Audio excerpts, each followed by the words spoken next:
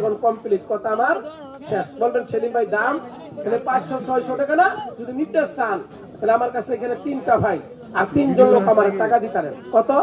500 না 600 না? বাতের লেগা, অ্যালার্জির লেগা, গ্যাস্ট্রিকের লেগা, প্রস্রাবের লেগা, ক্ষয় রোগের লেগা, দুর্বলতার লেগা যদি নিতে চান তাহলে দাম দিবেন আমার মাত্র 100 টাকা। 100 টাকা 100 টাকা 100 টাকা। তুমি একটা গান দাও।